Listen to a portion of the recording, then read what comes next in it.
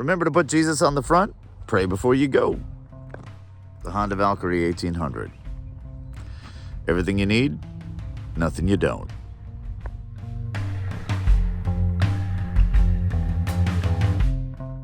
So people ask me, why'd you get rid of your Goldwing?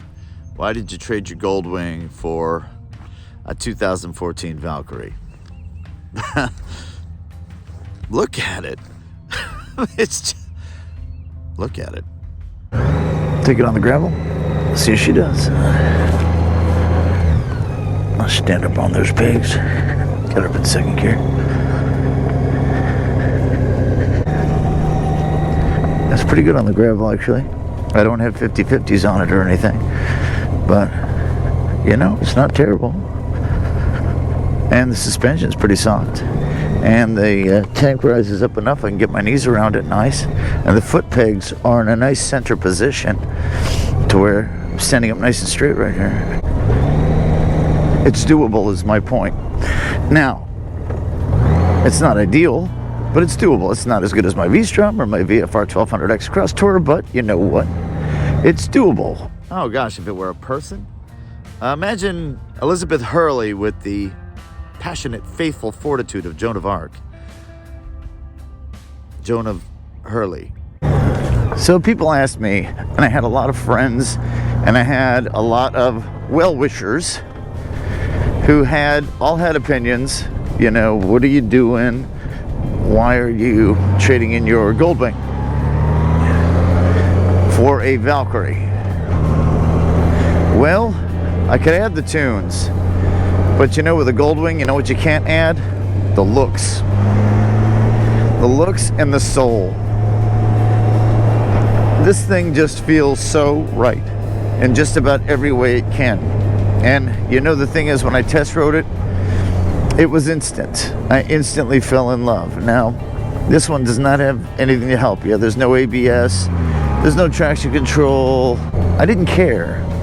You know, I put a good set of 2CT, nice sticky tires on it. I had to buy 2 different tires, unfortunately, because tire sizes, as you know right now, are very difficult. You know, so it's hard to find an exact pair of anything anymore for a motorcycle. So I've got a Commander 2 on the front, a Commander 3 on the back, I think is what I had to do. And I think I had to go up 10 millimeters on the back tire to be able to get 2CT rubber on this. But I did it because that was what was available. I went with what was available, and I went with pretty close to matching tread patterns on the front and rear. Big, fat, beefy forks. Aye, when you can rev it, you can play the twin pipes. The forks are fat and beefy. This thing's been great all through the winter. It's been good through the rain. I've had no issues with it. It's heavy enough, really holds its own. Now, you do have to watch your braking. You do have to watch your braking in the rain. You do, because you know there's no ABS. So I always keep a long distance between me and the car in front of me anyway, especially on the highway in the rain. Because highway situations, that's where somebody does something dumb and everyone's hunkering down and locking up, and you know, that's where something stupid always happens in the rain with somebody in a hurry who does something dumb.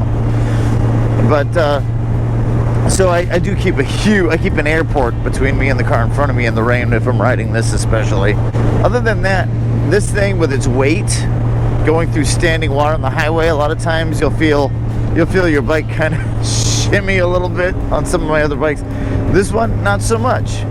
Not so much. It's nice and heavy and planted. I kind of like it. Now, you know, you don't want to go through any thick standing puddles, but this thing does really, really well. Now, it's got 118 horsepower, 120 foot-pounds of torque. The 0 to 60 is about 4 seconds. And something this size, that's really awesome, actually. And something this comfortable, because the suspension in this and the riding position in this is extremely comfortable. You know, no, my feet aren't forward like they were on the Eluder, you know, or on some of the Harleys I've been on. You know, it's not like that. It's more straight down, but it's that distance between your knee and the foot peg is really long, so you have a nice, comfortable rest. I always felt trapped when I was on my Goldwing. I felt like there was no real good place to put my feet. I tried different foot pegs, that went around that wide, you know, fairing. I tried different things, but I always felt like my legs were just mushed in, like I was just stuck. And even with the extender pegs, I just felt like my feet had to go way around to rest. This bike, that never even came up. You know, it doesn't feel as cramped as my Goldwing felt. Now, my Goldwing had 5.5 inches of travel in the front. This has 5.1, but in the back, they're pretty much the same. I'll be honest with you, I haven't really noticed. It's still a very soft suspension. Get to know your local textile manufacturer. Should you get one? Yeah. Yeah, you should. The only thing I would say that maybe if you can find a 2015 or something, or the ABS edition, you know, find one with ABS. You know, that's what I would say. I'm an everyday rider. I ride year-round. ABS to me, I really like it. In the rain, I obviously half of my bikes have not had it. Right now, this is the only bike I have that doesn't have it, but I've had 20 motorcycles. None of my VTXs, of course, had it. So, I mean, it wasn't like the end of the world. My ZX14 didn't have it, and that thing was a lightning rod. This, 200 horsepower monster. 5-speed shaft drive, 67-inch wheelbase, good stability. You will be looking for that 6th gear if you're cruising. If you're in certain states where you have to do 80 and 85 on certain highways, like there are parts of Oklahoma and such, it does get a little bit loud. For a while, you're kind of going to be looking for that 6th gear. It does not have cruise control either, so. If you're thinking about trading your Goldwing for one of these, you got 6.1 gallons here. Same motor in the Goldwing. You have a lot less weight in this. Your 0 to 60 might be a little faster because of that, if that's important to you. If it isn't, then who cares? That's a wash. You're going to have to add the stereo. You're going to have the seat pad. The fairings on the Goldwing, of course, held the wind back better than this windscreen. So in the wintertime, the Goldwing was a little warmer than this. Although this isn't bad because of this thing. It's giant.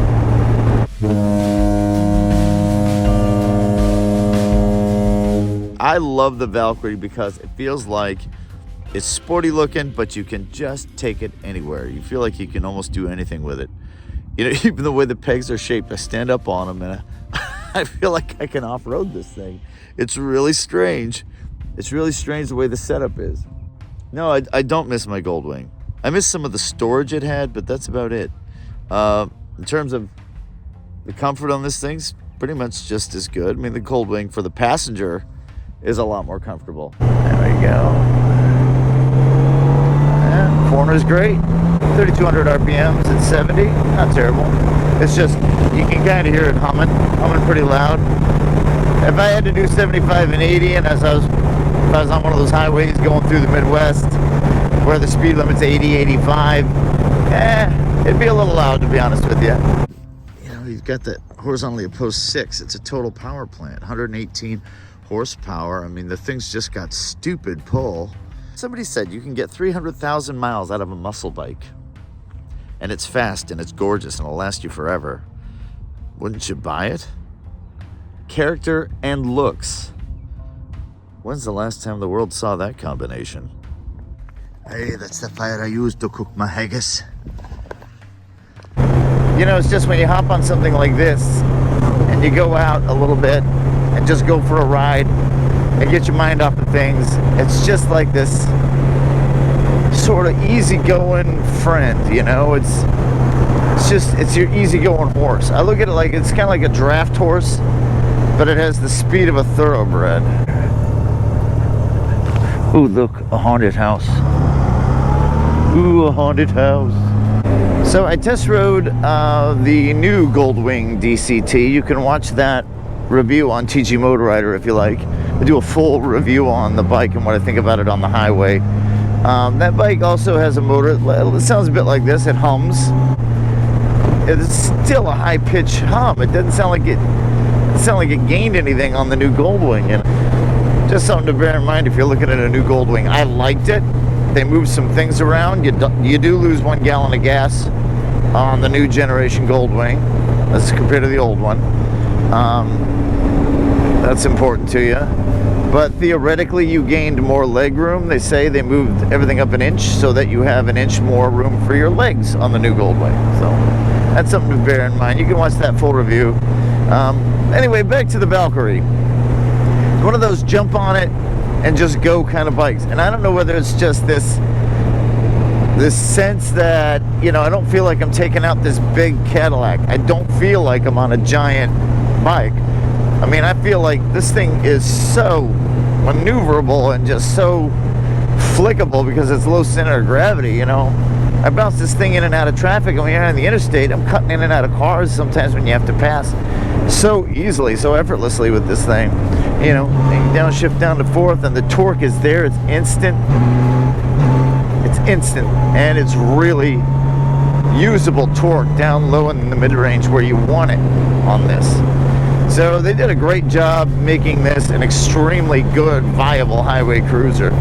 I know it was sort of designed as a style point, you know, but, you know, as a daily grinder, it's been great. Look, if you can get something that looks this good, but it's faithful as the day is long, you know, that's a great combination. Believe it or not, it has 1 more inch on the wheelbase than the Goldwing does. So even more stability in a straight line. Not that that was ever even a question or a remote problem for this bike. It's big, heavy, fast, and pretty. I think Queen had a song about that. Oh, it's fields. Look. The bird, it's pining for the fields. It's a Norwegian blue, lovely plumage. The plumage doesn't enter into it. This bird is dead. It is no more. It is an ex-parrot. No, it's pining. Pining for the fields. Stop pining for the bloody fields. It's dead. This bike is a Percheron with thoroughbred speed. Alright, let's talk about this thing real quick. There's a lot going on here. There's a lot to unpack. But what'll really come over you when you ride it is absolute kind of euphoria, actually. When you get speed in something like this, you just can't let it go.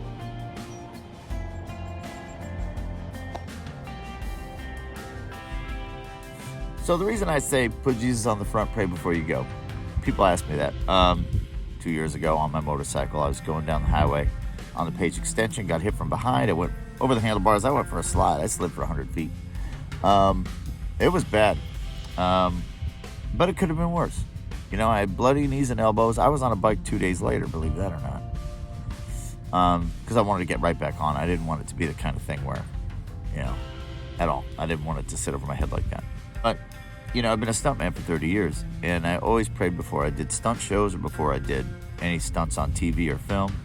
I always pray first. So if something does go wrong, my account's clear. I'm not holding my life at a pin's fee or risking my life needlessly. I'm just simply saying, before I get on a bike or do stunts, I say, Lord, thank you for the day. Thank you for my ride. Thank you for this beautiful day. Keep me safe where I go. Get me home safe in the name of Jesus. That's what I say, because that's what works for me. That's what's worked for me for 30 years. Because I believe Jesus can keep you safe, but in the rare occasion that he cannot, for whatever reason, at least you go see him with a clear conscience. Your accounts are clear. You will walk into heaven. I believe that. I believe in God's mercy. And I rely on God's mercy because, trust me, I have needed God's mercy. Big time. I've been very thankful to get it. So that's why I say, put Jesus on the front and pray before you go. That's my homage to the 2014 Valkyrie. I am not going to part with this one. Remember, put Jesus on the front. Pray before you go. TG MotoRider, signing off.